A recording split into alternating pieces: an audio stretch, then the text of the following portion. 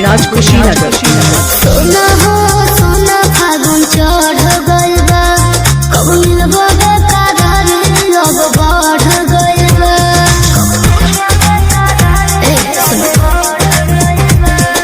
सोना हो सोना फागुन चढ़ गइल बा, कब मिलबो बेकरार अब बढ़ गइल बा। फागुन के उमंग हमर छोछने लोग मन कोरे होली खेली खेली। और एगो समस्या बरे रोज बोले हैप्पी होली तोहर सहेली, रंग डाले ला कहेली तोहर सहेली। रोज बोले हैप्पी होली तोहर सहेली, रंग डाले ला कहेली तोहर सहेली।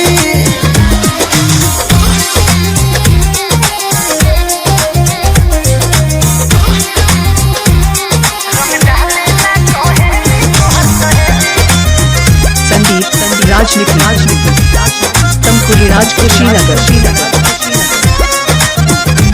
ओ लाई गइल सरस हो रे सोना, देखि मन हरस हो। दिलवा पर चोट दिहला आइल न परस हो। तोहर सखी हमके रहिया बगैर लेवली, माजा फागुन के ऊ हमके बेर बेर देवली। अखिया के रहा सोझे तोहके बदन भोजे चुमा मोर हथेली हथेली। रोज बोले हैप्पी होली तोहर सहेली, रंग डाले ला कहेली तोहर सहेली।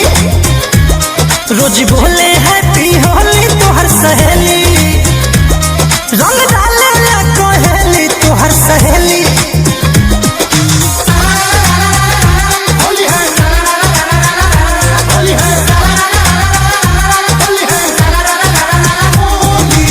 संदीप राजनीति गाजीपुर हारी ओम नगर।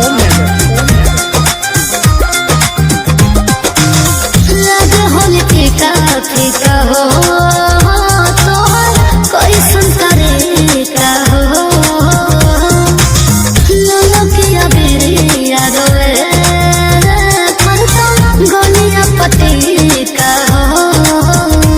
उनकर रंग खेलला के मिजाज अलगे बा, ऐसन प्यार से बोलेली आवाज अलगे बा। लागे न खराब सरवा छोड़ के गुलाब सुहाना तू चमेली चमेली।